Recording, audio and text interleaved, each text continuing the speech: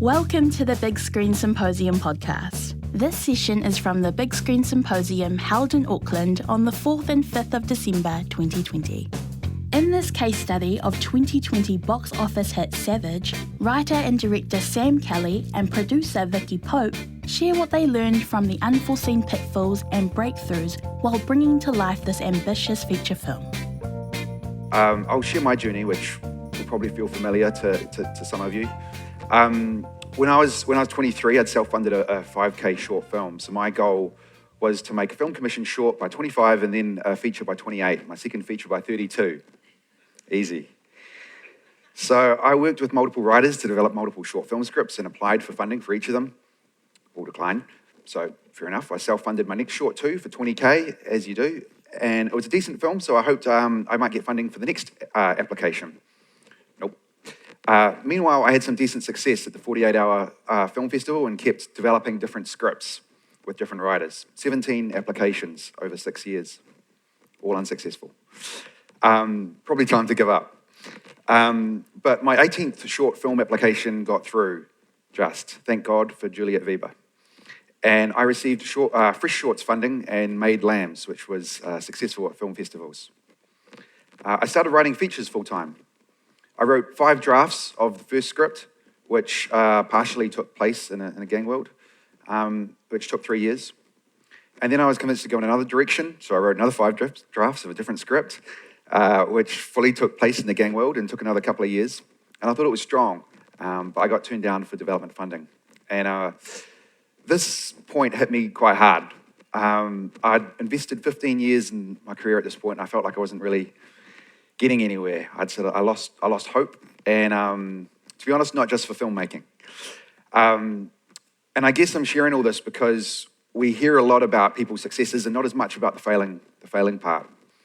And I bet I'm not the only one in this room who's felt like you're outside of the system.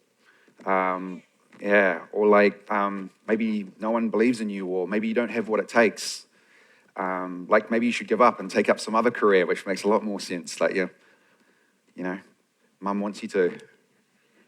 Nah, she doesn't. She loves it. You need to be vulnerable to create art, but that vulnerability can also affect us. I really value my filmmaker friends and this community here because of that implicit understanding of that struggle. And the fact that all you guys are filmmakers, despite all the odds, I find incredibly inspiring. Those that face failure after failure and still chase getting the next project up, you're not doing it for the money.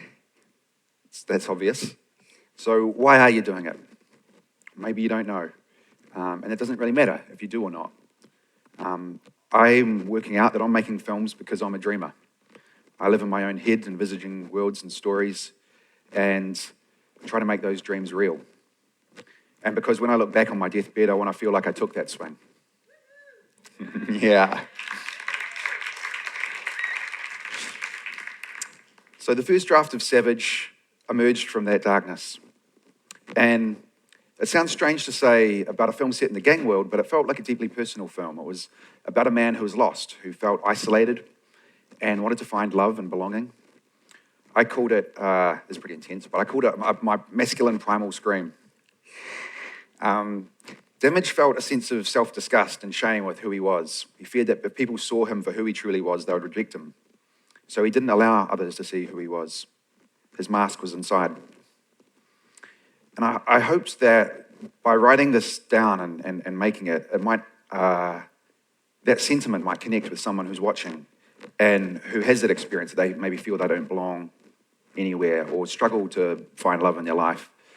And I guess I hope that by being honest about that, they'd feel less alone, less alien with their journey, because they'll recognize themselves in that material, and that might give them hope.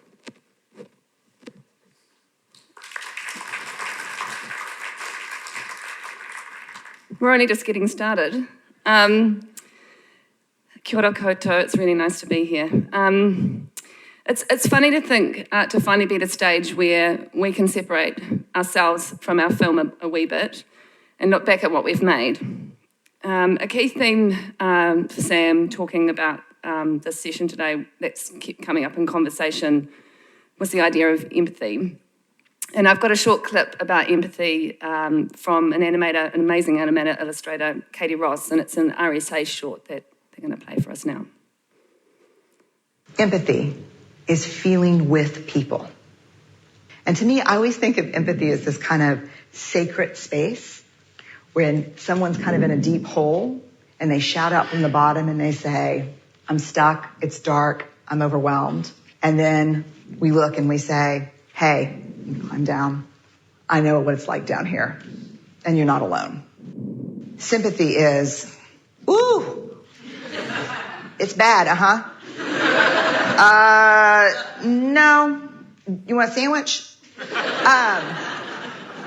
Empathy is a choice, and it's a vulnerable choice, because in order to connect with you, I have to connect with something in myself that knows that feeling.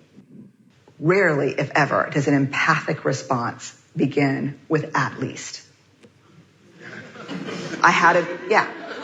And we do it all the time, because you know what? Someone just shared something with us that's incredibly painful, and we're trying to silver lining it. I don't think that's a verb, but I'm using it as one. We're trying to put the silver lining around it. So I think my marriage is falling apart. At least you have a marriage. John's getting kicked out of school. At least Sarah is an A student. But one of the things we do sometimes in the face of very difficult conversations is we try to make things better.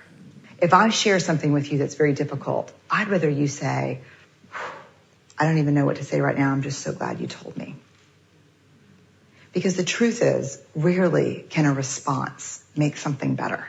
What makes something better is connection.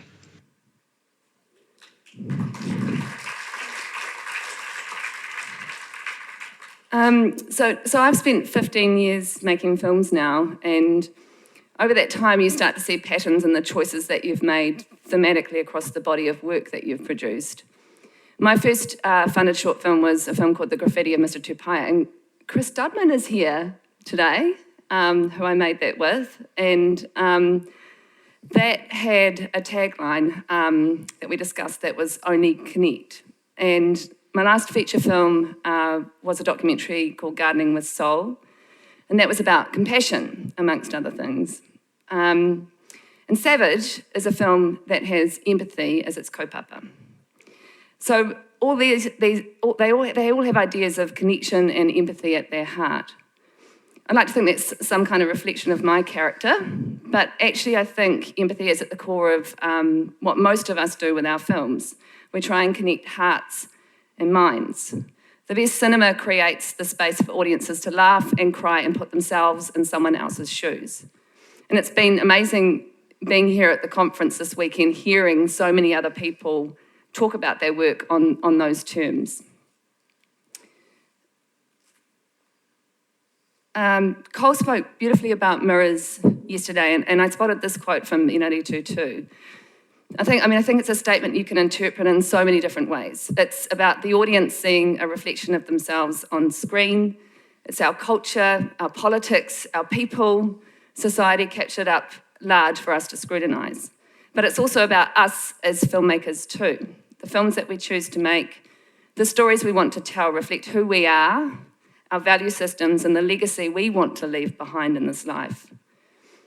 With a film like Savage, that value system needed to be really well defined, and it's something that we talked about all along the way. Sam was really grounded in what he was doing and why, and I also needed to find my own place with it too and be clear about my own relationship with it all. Our touchstone was always about empathy and understanding and the responsibility to the men who shared their stories with us. And this defined our approach to the whole process. At times it was a really conscious thing, and at other times it was implicit, almost subconscious, that came from both of our understanding of this idea of empathy. So I grew up and went to school in Porirua, where, can you hear me right? Where Savage was shot.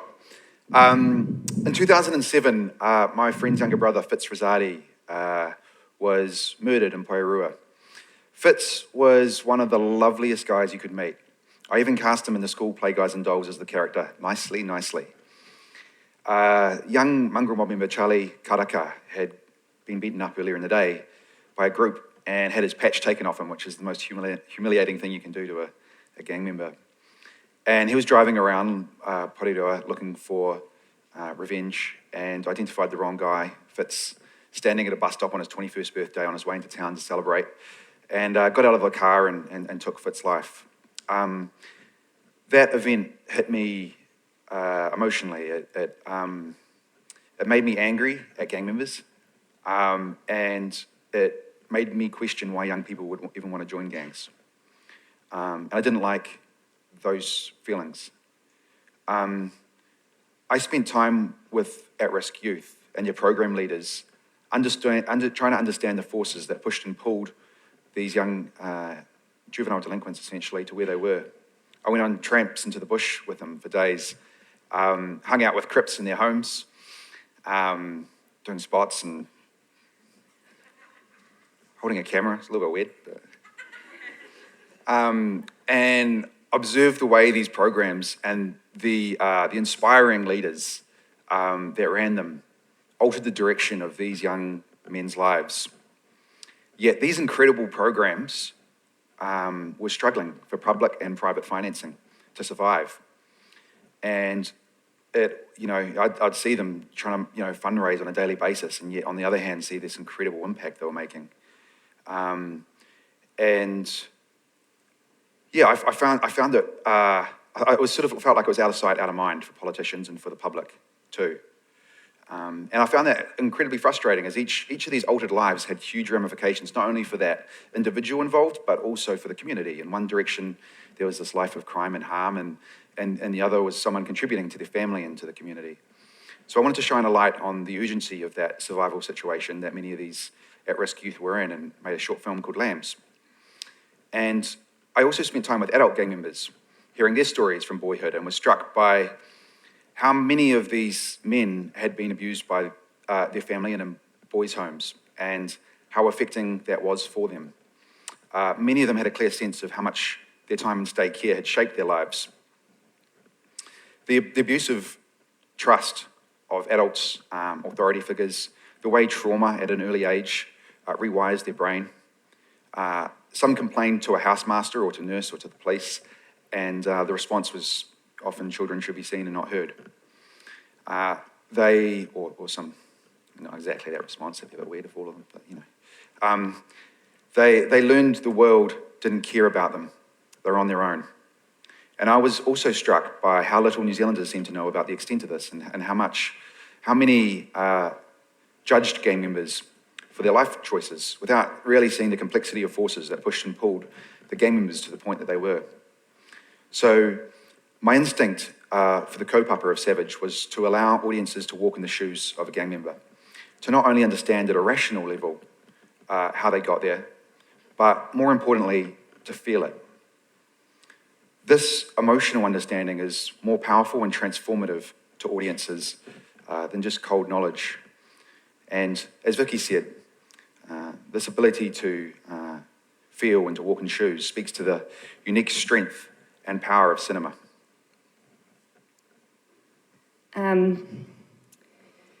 So I've recently read Kama Maria Makado's book, In the Dream House, where she talks about her experience in an abusive lesbian relationship.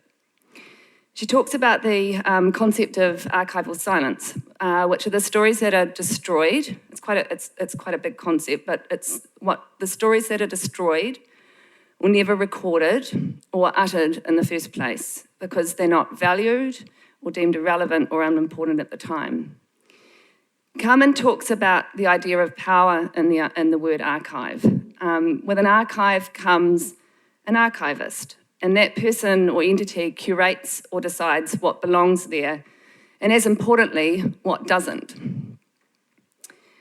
That's true, for example, if it's a parent deciding what to record of a child's life. But I think it can also be applied to a filmmaker or a funding agency making a choice about what story to tell. So every time we, and all the decision makers that help finance a project, commit to make or even develop a film, we're becoming part of an archival process. And I would argue that's the case if it's a story like Savage that reflects our own history, or a comedy that seeks to entertain, or even a horror. All these films contain within them a set of characters, stories, perspectives, values, language that play a role in reflecting ourselves on screen. And you have to recognise that no matter what, there are massive gaps in our collective histories. And I sort of want to talk about Carmen's book because it just seems so pertinent, and I sort of felt like I want to share this with everybody. So in her book, she's looking at archival silence from her perspective as a survivor of an abusive lesbian relationship. And amongst many other insights, she looks at how the silence of the archive, of the stories and documentation of this particular experience, fails to provide any context for women caught in these relationships. So their experience in an abusive relationship isn't validated anywhere else, and it effectively silences them from speaking out. And she talks about the extraordinary pressure of being part of a minority group which has had to fight for recognition and identity. How when that identity hasn't been given the space to express itself in all its many, many and varied forms, it ends up being defined in the public's eye by the stories of a few. And that creates stereotypes, and those stereotypes are really hard to shake off. She also talks about how this archival silence ultimately translates, and I found this particularly shocking, it translates to the legal system. So where the legal system literally can't cope with the concept of abusive lesbian relationships because the legal definitions of abuse have been defined as only existing in heterosexual male and female relationships. So the point, I guess, is that in the end, these archival gaps are gaps where people never see themselves or find information about themselves. They're holes that make it impossible to understand our context or relate to each other. So our film, Savage, connects directly to experiences of men in abusive state institutes and the formative experiences there that led them towards gang life. This is currently being investigated via the Royal Commission of Inquiry into Abuse in State Care. And, the first thing that they've done in that inquiry, interestingly, is tried to engage with survivors and then tried to support them to document their stories, to try and begin to fill the process of filling in the gaps in our archive that exists for these men. So this concept of archival silence strikes me as being deeply connected to our own wrestle with our colonial history, representation and diversity in this industry. If those diverse voices aren't present in our systems, our processes, our decision makers, our investors, our filmmakers, our storytellers, then those holes in the archives will be chasms that are never filled. So in that case, you kind of have to go, well, how are we ever going to really understand who we are, how we came to be, and who we can become, ultimately? So when you think about us, our role as storytellers in this context, it provides a whole other level of importance to what we do. And, Susie Wiles spoke to that, when she asked us yesterday to create scientist characters who don't conform to stereotypes so that her work in the real world isn't undermined by the mere fact that she's expressing her own individuality and bending those stereotypes herself. In Sebastian's Lilo's film, A Fantastic Woman, which was an amazing session, it transformed his country's understanding of transgender experience, or at least began the conversation around that. So I think ultimately it keeps coming back to this question that we wrestled with in Savage, the question of how we can empathise and understand each other. So creating a believable gang world on screen was critical for me. The depictions of gang members that I didn't like treated them as these cool, hard men unaffected by emotions. And these stereotypes didn't match the gang members that I knew in the stories that they told me. Humans who were affected by emotions. It started at a script level. So Savage wasn't a crime drama. It was about capturing Danny's interior life, which was inspired by the stories I was told. So the stakes weren't robbing a bank or those sort of at a physical level. It was at Danny's heart and soul. An important principle for me was that every action would have an emotional reaction. For example, what impact does violence have on the man committing the violence? Anyone who's had a fight here, my last one's been a long while, probably a teenager, knows that violence is all emotion. Before the fight, during the fight, and after the fight. Yet we almost never see that in Hollywood. It's a man shooting a gun, coolly blowing the smoke away and walking away. I wanted to situate my film in an emotional reality, which is a world where people can really get hurt, can really hurt. In casting, I wanted to find as many people who knew the gang world as possible. I didn't want my gang to feel like a group of thespians wearing leather jackets. The norm for gang members in the 80s was a heavy set build, so I knew I genuinely needed size. But more than that, there's an unquantifiable demeanor from those that have experience in that world that they naturally bring. And one of the challenges for actors playing gang members is an insecurity that they aren't hard enough. So they'll push at that hardness to convince us, which overrides the actual emotions that are scripted for the scene and becomes this one-dimensional note or flavor for the scene.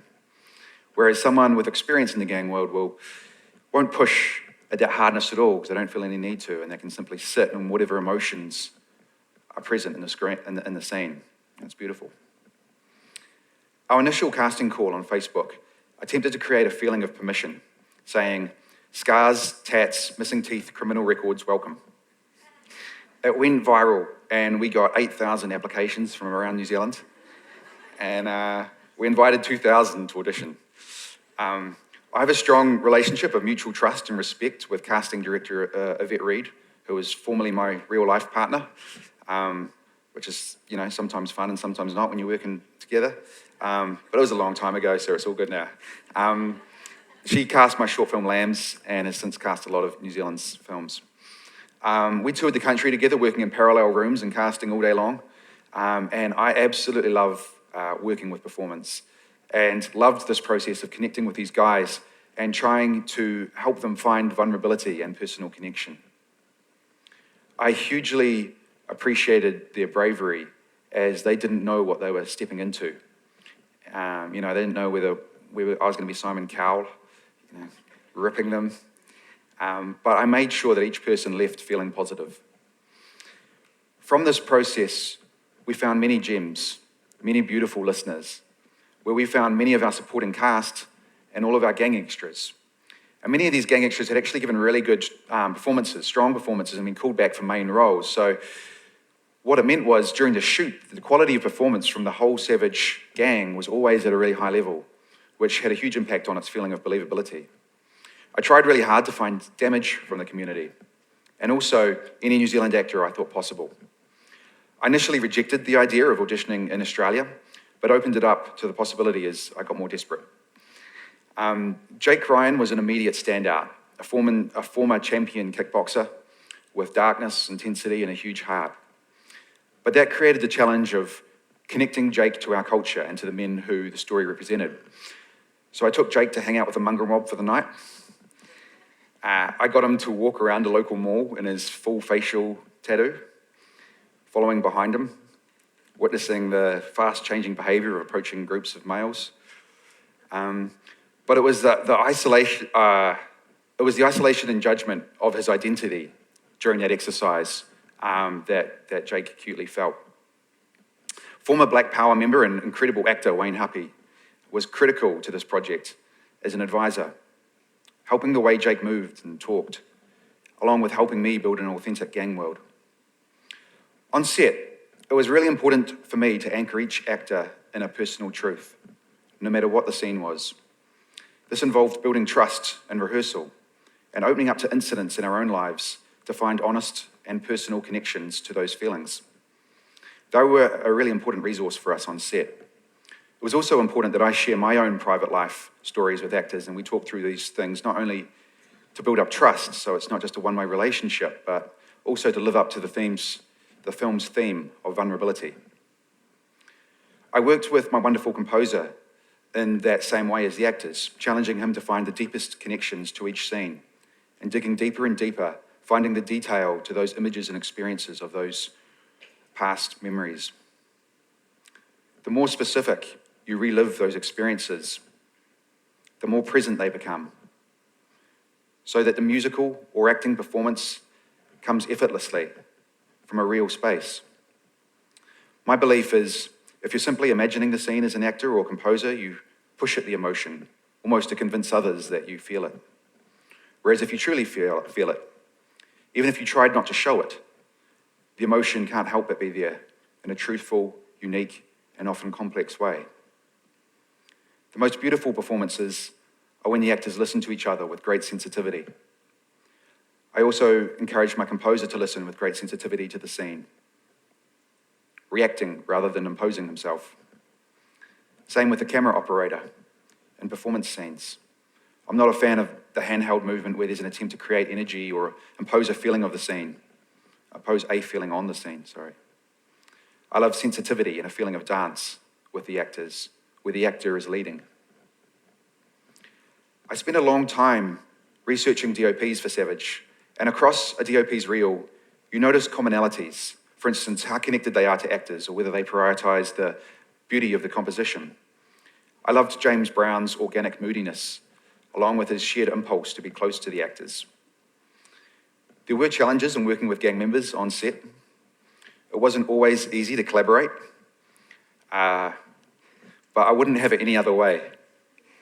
My advice to anyone wanting to work or cast community or gang members is the same advice I have for casting any collaborator, HOD, producer, funder. The most important thing is trust and respect. It's an intuition you need to listen to. I feel like the life journey of a filmmaker is basically thinking you can make something strong and no one believing you. Even if you get funding to finally make a feature film, your collaborators mostly suspect you're a first-time filmmaker who's going to fuck it up. Fair enough. And I know, but it can make it challenging to get a vision through. So you need trust and respect. This is another Inaritu quote that I think is really true. Even though we're 26 years down the track from Lee Tamahori's 1994 film, Once for Warriors, the film still casts a long shadow. So during the financing of Savage in 2016-2017, it was still the New Zealand reference point for all the international sales agents we encountered in the marketplace overseas. In conversation with potential crew for the film when we approached them in pre-production, it was also raised. And probably most pointedly though, when the film was released, we got it from the New Zealand public on Facebook. Hopefully you might be able to read these.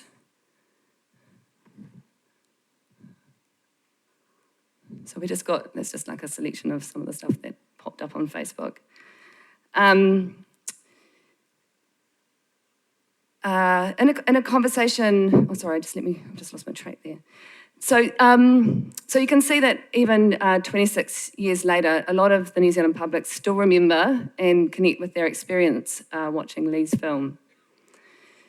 Once for Warriors' impact definitely provided a context for reflecting on our responsibilities as filmmakers and the potential weight of the work that we were producing. In a conversation I had with Simon Morris last month, he referenced gang stories as being a New Zealand film genre. It's an actual genre that we produce in our country.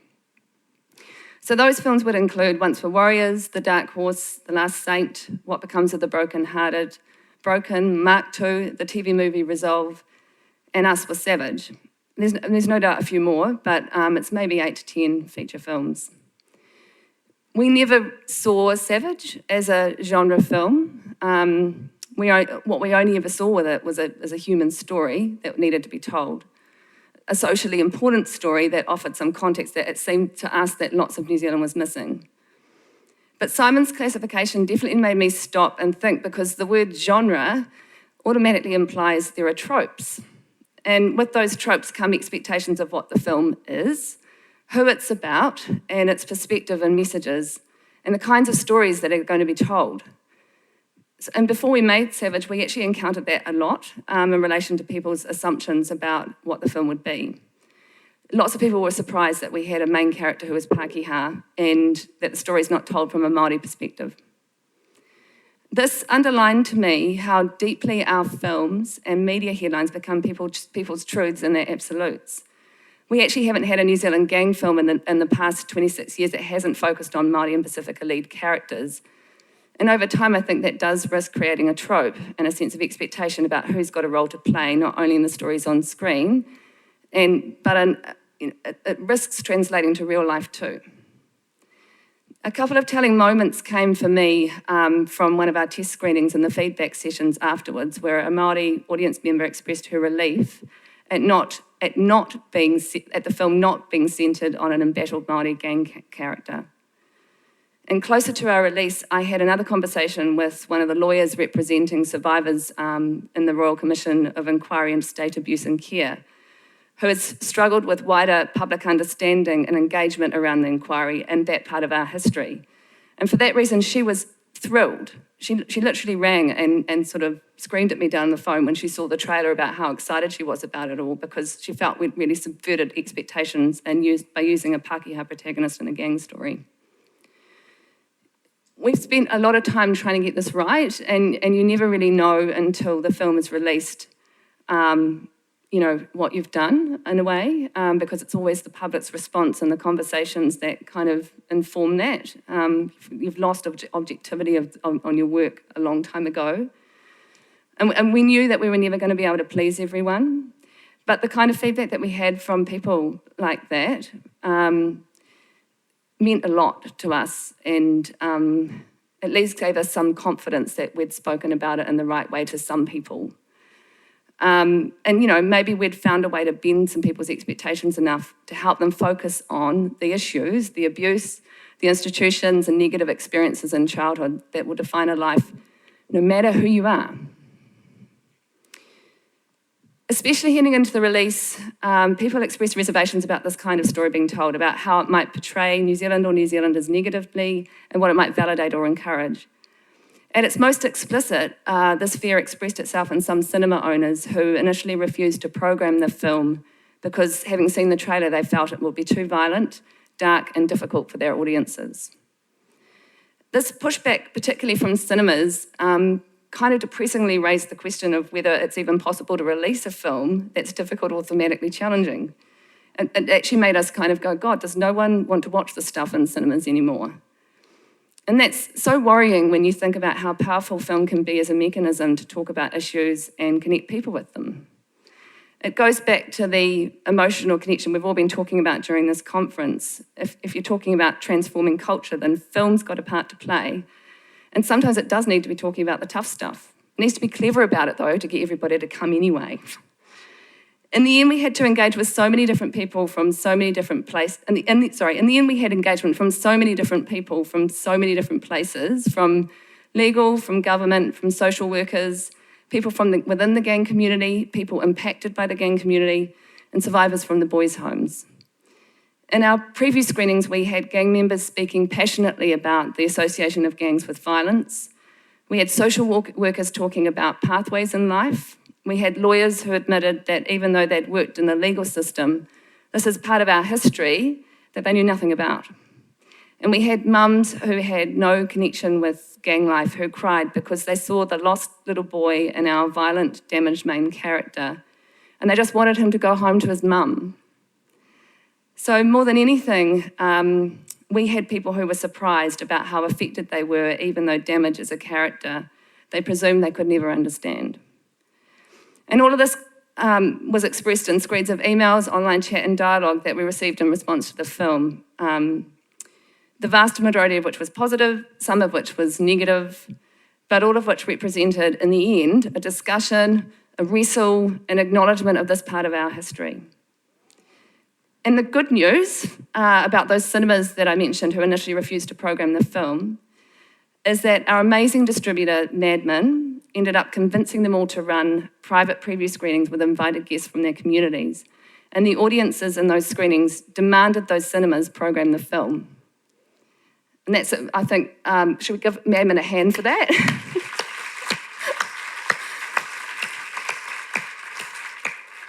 Because they backed the film and they were bold and they trusted us. I think we really owe a thanks to both those audiences and Madman for helping the film find success. And in the end, it's kind of one of the parts of the film that I'm most proud of, that we got some people thinking and talking about the issues, the stories, the individuals in our history, that we maybe challenged some tropes and maybe provided a bit of the context that was missing from our collective archive. At a recent Q&A, someone asked me, how do you know when to compromise? It's a good question. I want people I'm working with to offer all the ideas they can during scripting, shooting, post. To be close to that wouldn't just be egotistical. It would be missing out on opportunities to make my film better.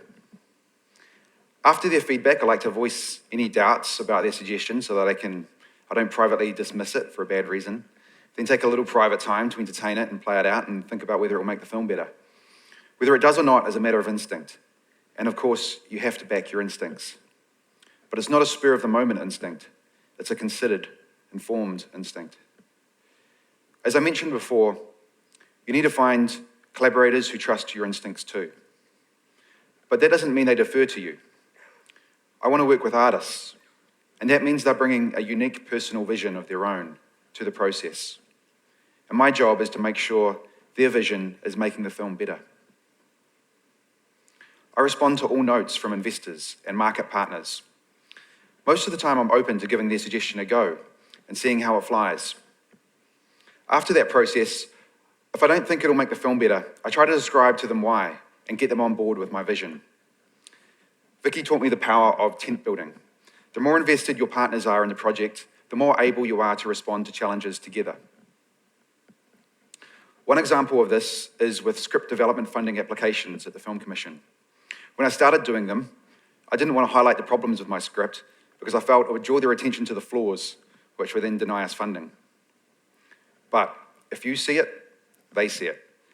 And being brutal with your script just makes them trust that you're going to tackle the big issues. Personally, I'm not interested in making films by second-guessing what the audience wants. I wouldn't even know how to do that. Who exactly are these people? I can only run creative decisions through what I would want to see. I have to be the audience for my film. I have to be the filter. My films will connect with an audience if my taste and execution matches their taste. And ironically, this personal style of filmmaking is actually what audiences want. International film festivals literally receive thousands upon thousands of films to choose their films from. Anyone who's attended these festivals can tell you the few films that are chosen are the bold, risky, personal, unique films, not the ones made trying to second-guess the market. The studio model of filmmaking is dying internationally, other than the few superhero films that come out of Hollywood each year, which are their own little weird thing. To stand out internationally, I believe we need to empower directors with trust and respect to express themselves personally.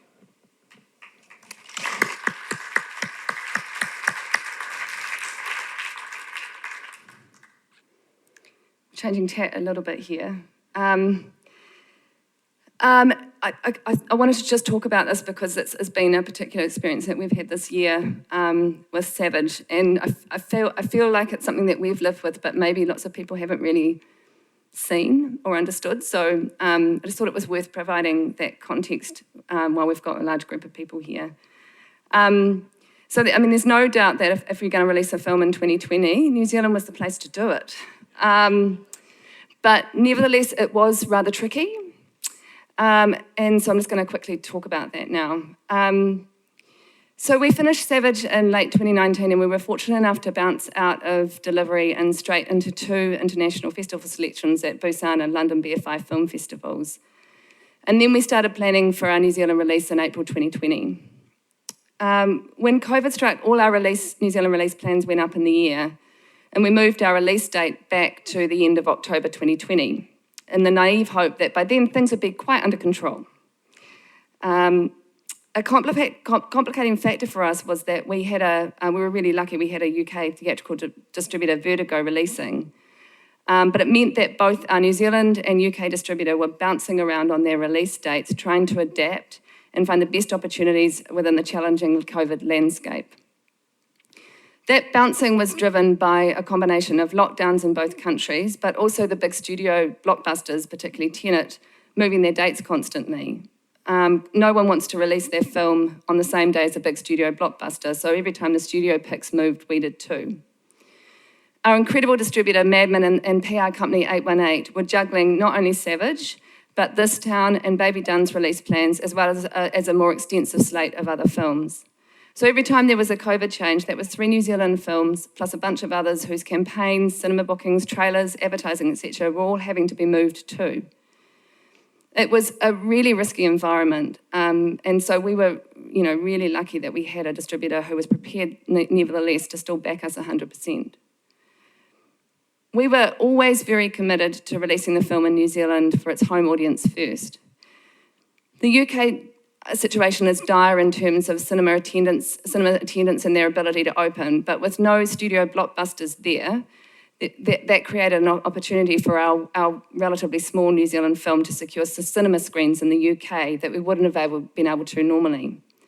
So in August, when opportunities arose in the UK to go out theatrically on 100 screens, it put real pressure on us suddenly to move our New Zealand dates forward again.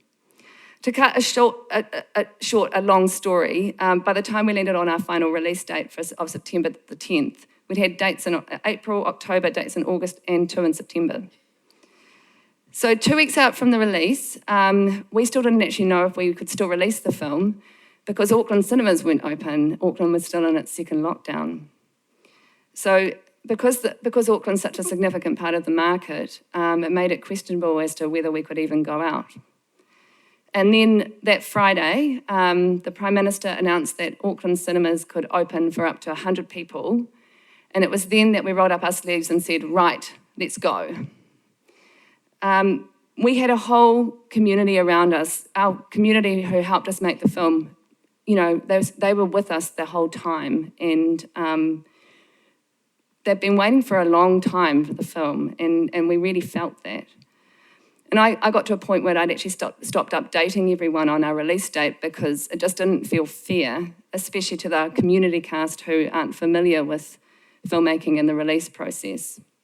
I was really worried that our extended cast of extras and supporting talent that they'd booked flights to come to Wellington for their big premiere event, but then have to cancel it all and not be able to get the money back. And that to me felt like something that I really didn't want to happen. So in the end, we couldn't actually confirm our actual premiere details until about a week out from the event itself. Cinemas were limited to 100 people, so on our premiere night, we had 4 back-to-back screenings in Wellington across 2 cinemas. And Sam and I ran around introducing the film at each screening. Again, Madman backed that idea, and off we went. Throughout this whole process, I was a complete emotional wreck because it really felt like we'd get one great thing, like a big UK release, but then another thing would be compromised, like the dates for our New Zealand release. And it was really gutting to lose control after 8 years of work to get the film to this point. When I look back on lockdown, my favourite thing was the enforced family time that we had together. And I think this, as a family in my household anyway, it enabled us to really see each other and value each other in a way that the buzz of everyday life can slowly steal away from you, kind of without you even realising it. This year in cinemas, in theatres and concert venues, our extended international family of studio blockbusters, international acts and artists have been locked out. And it's left behind a gap for local creators to step into with New Zealand work. I think there's a joy in that for people that has been elevated by this experience. We're looking closer and harder at ourselves than we have for a while, and our art, culture and stories are a way to do that. It's very hard to be positive about film at a time when there's a global collapse in our distribution model. In America, the cinema chains have taken a massive hit that will change the distribution landscape forever. Worldwide audiences have tuned into platforms more than ever, and it's hard to know if we're ever going to get them back. But one thing that gives me hope, though, is the experience of releasing Savage in cinemas this year. It's really reminded me of the power of communal experiences, and that's what cinema ultimately offers. My favourite stories from our film's release are from people who have commented on the impact of the film on others around them in the cinema when the film finished and the lights came up. One person told me about a man crying in front of her at the end of the film, and another said that they could hear people commenting on aspects of our history that they hadn't understood before. And that's just not something that you're ever going to get at home. It comes back to that sense of connection we have with each other when we laugh, when we cry, when we scream, and we feel together in the darkness of a room. It's about the unexpected discovery of connection to the dude who's 2 seats over and who also thinks it's funny. Or the watery-eyed, like I'm doing now, or the watery-eyed glance at the woman behind you who you don't know, but who's weeping too. Maybe somebody else in the audience is as well. It's the sense of connection, of community, of humanity, of transformation that we all share when we sit in a room experiencing empathy together. Thank you.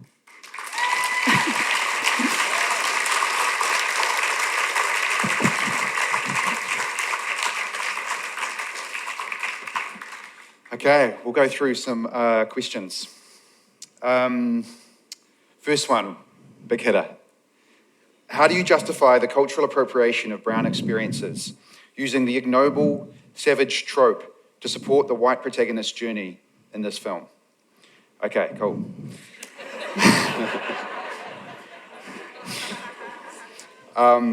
So I guess, so the way I think about culture in this film is my experience of meeting gang members is multicultural, and the truth of the history of gang members is multicultural as well. A lot of people don't realise the mongrel mob was formed by Pākehā. The gang scene in Auckland started by Pākehā. Hells Angels and all the biker gangs up there. Even now, the Poirua gang, who this film, I'm not going to say it's modelled off, that's illegal. No, it's not, but was an inspiration for the Savages, is a third Polynesian, a third Māori, and a third Pākehā. So the culture that I was attempting to delve into, and the culture that I asked, I focused in on, was gang culture, not Māori culture. I made the protagonist of the story Pākehā because I'm Pākehā, and that felt a place of more integrity to tell the story from. And also because it was a more unique character that we haven't seen before, the Pākehā gang member. So there were Māori in the gang, but that's because that's an honest depiction of the makeup of a gang, and specifically the makeup of, for example, a Porirua gang. So not sure if that answers anything, but that's sort of the place that I was coming on for making the story. Cool.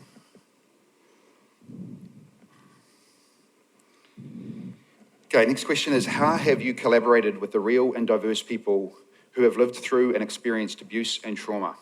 How did you work that into your creative experience? Cool, so that's another good question. The I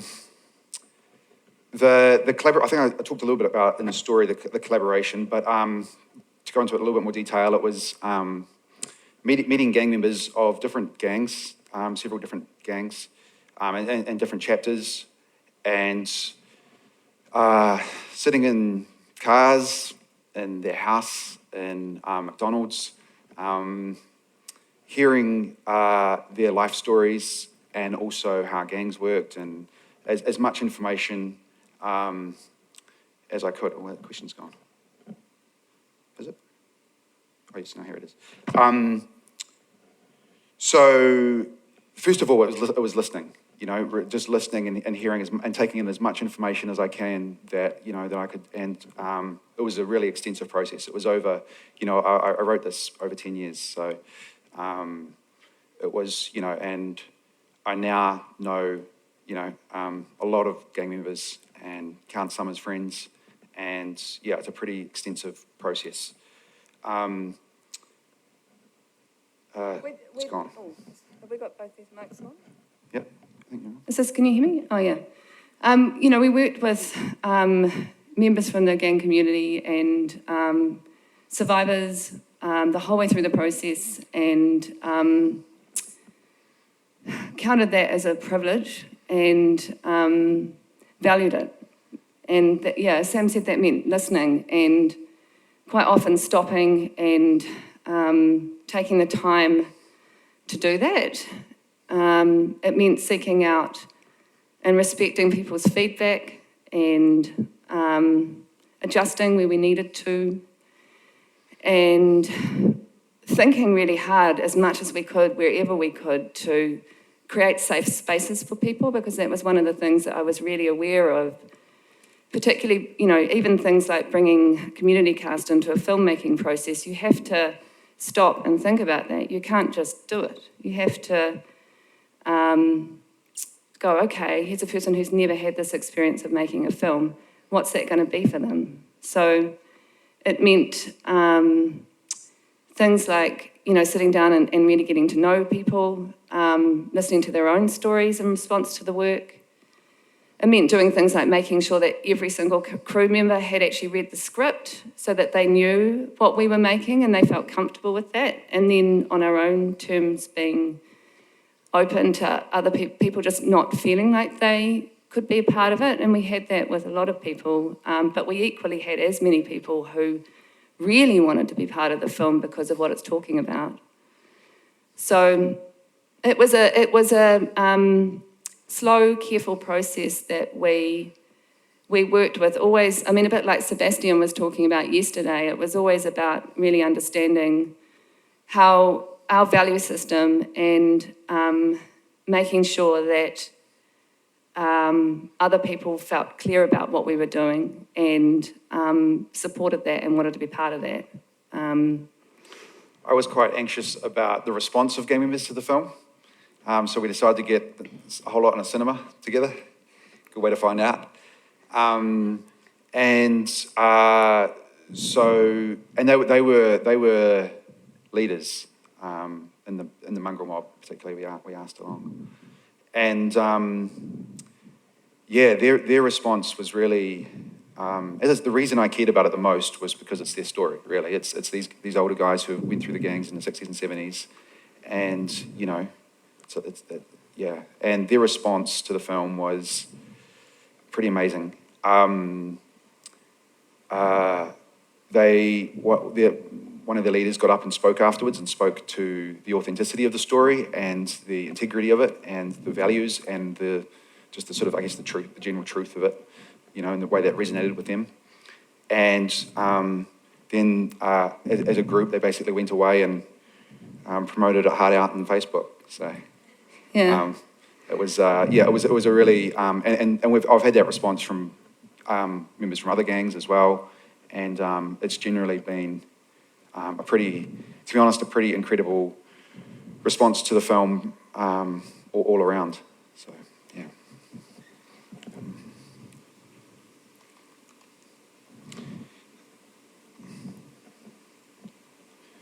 Did I answer that one? It's the research of the abuse and care.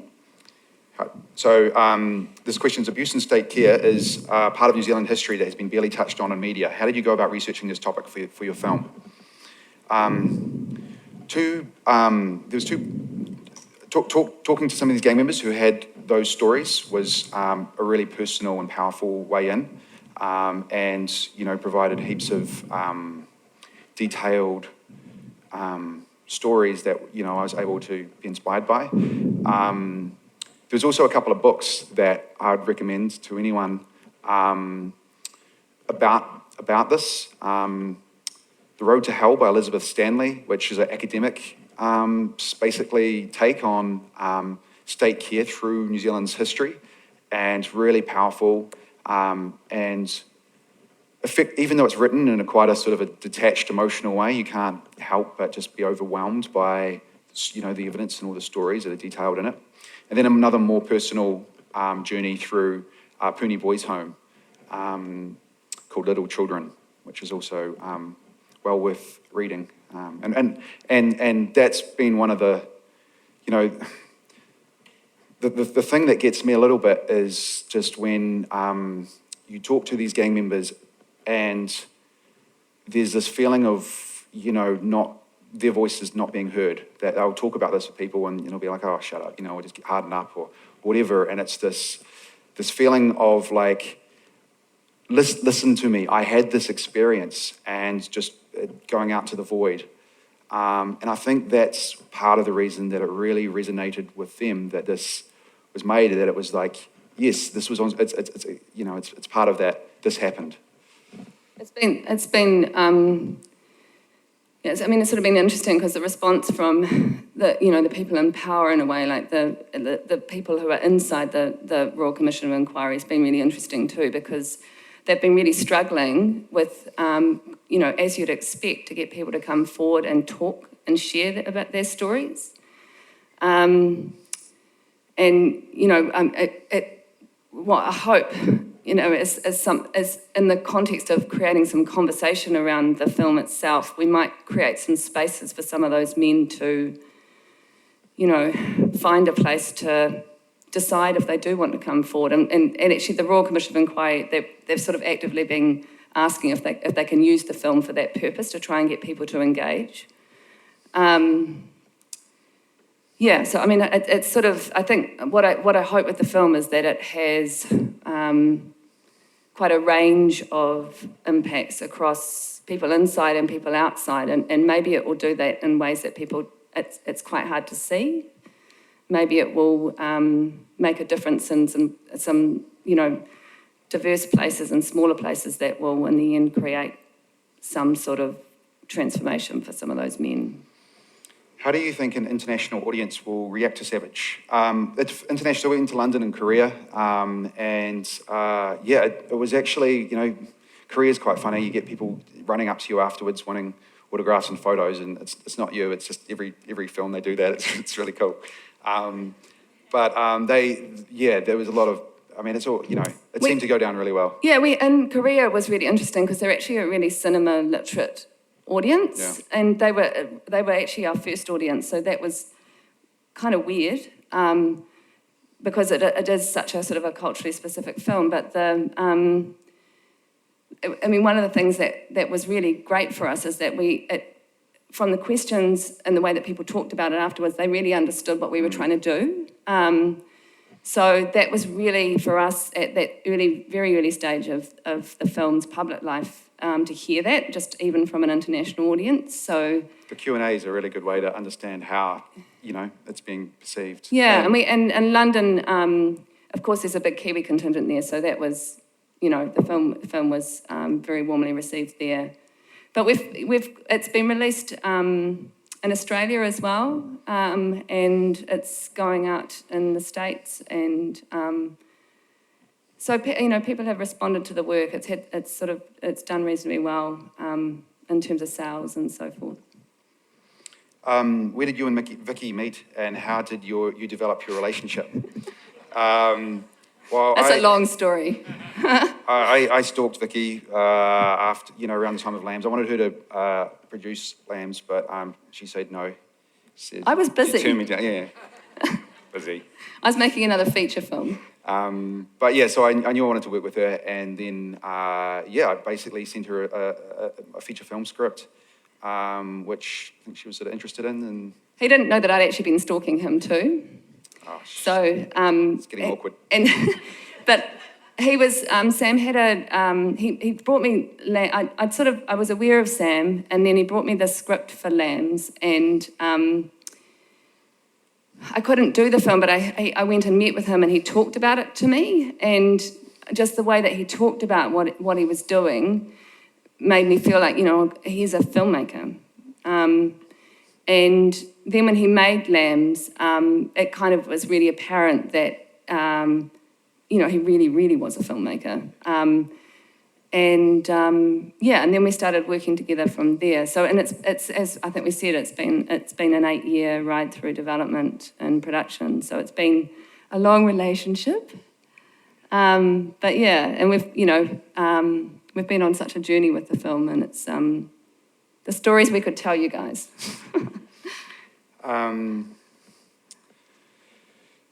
We've done that one. In the spirit of nothing about us without us, did your gang member advisor have an above-the-line credit? No, he did not have an above-the-line credit. Wayne Happy, obviously had a credit and was deeply involved in the film.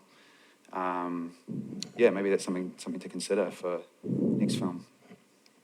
Yeah, and Wayne was Wayne was with us right from he was one of the, you spoke to him early in the process, and then he kind of came back into the process to help us with some casting work, and then he was one of the early people that we showed the film to when it was in the edit process. And he's been, a big part of walking alongside us along the journey of the film, for sure.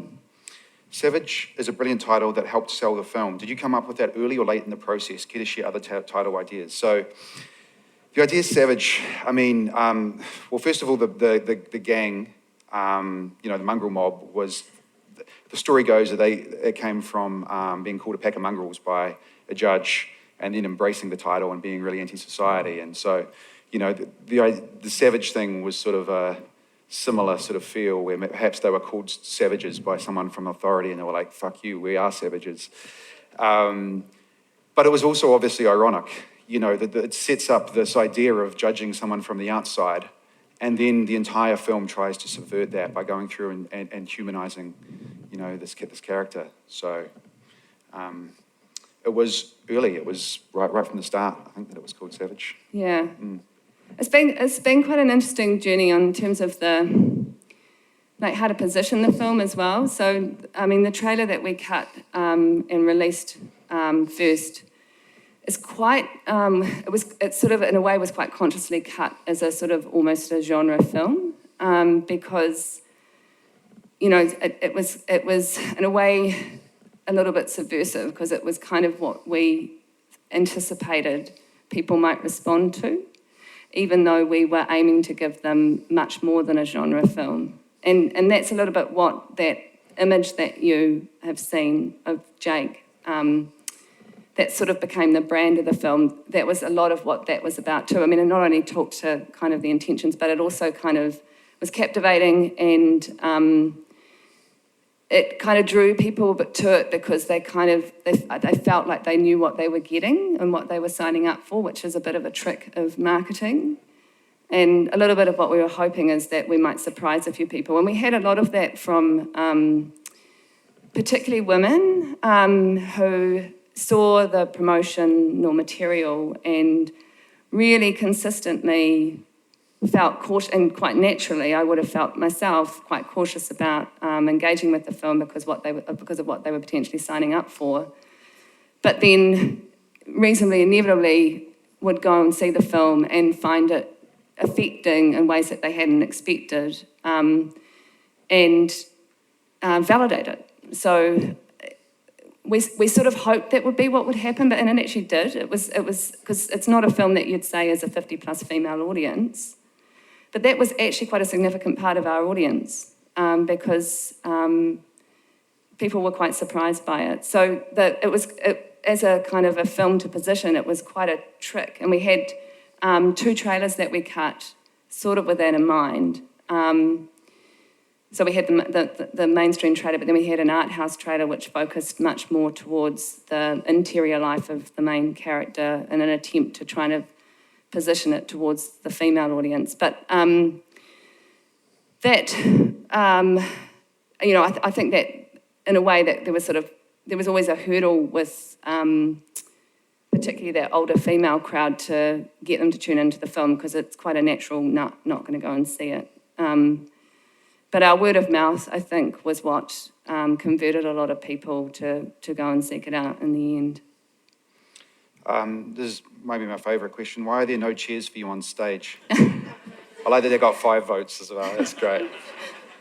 The sound design is amazing. Can you talk about that? So I'd love to.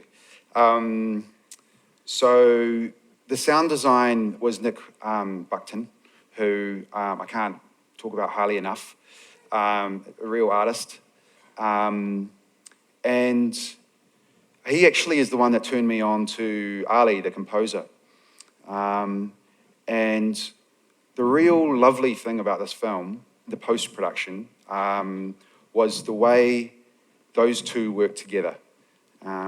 If you're lucky enough to have that, where your sound designer and composer actually like each other, and they were working side by side in rooms where they were able to walk into each other's room, see what was happening on a sonic level and make sure nothing's competing and that each other is giving each other space for the music and the sound design. I wouldn't want to work any other way from now on. It was so important. It meant that you don't get to the mix and you're then solving all of these problems of competing, where music and the sound is doing exactly the same thing and you're having to make these harder choices. When we went into the mix at Park Road Post, which was awesome, it was so already sorted, the sound design, in terms of the mix that we did at Native was almost, it was amazing temp mix. And so Nick worked, I sort of really talked about the feeling of each scene, and it was really important for me to find those internal spaces for each scene. It was it wasn't a literal sound design, it was subjective. It was trying to find what the feeling is and then try and create that through the sound of the wind, whether it's a lonely or a harsh or a aggressive or, and every single element right through would be working to create that feeling. And listening to it, particularly if you listen to it in an amazing sound theatre, it really is a work of art. I'm super proud of it.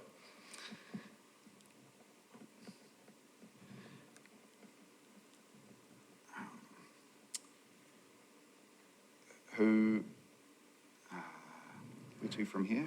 Are you planning on telling any more stories? This question's, where to from here? Are you planning on telling any more stories about gang culture? Perhaps, don't know, thinking about it.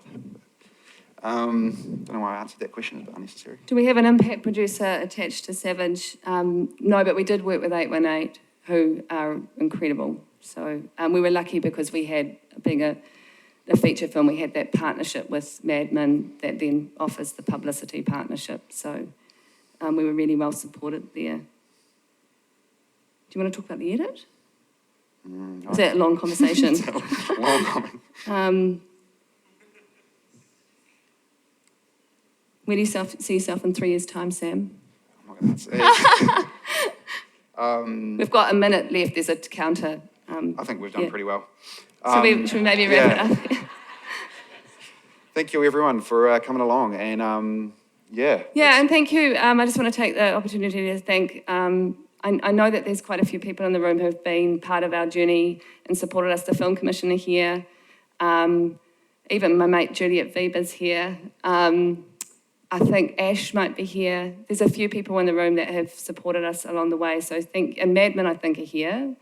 So thank you so much I just want to acknowledge that support that you've given us to make the film. And I just hope that we can keep making some really bold films because I think we need them. And let's do some more of that. The Big Screen Symposium 2020 was brought to you by Script to Screen and J&A Productions. We gratefully thank our event partners, the New Zealand Film Commission, New Zealand On Air, Te Māngai Paho, Images and Sound, Screen Auckland and AUT. Voiceover is by me, La Lena Feonati, and music by Poddington Bear.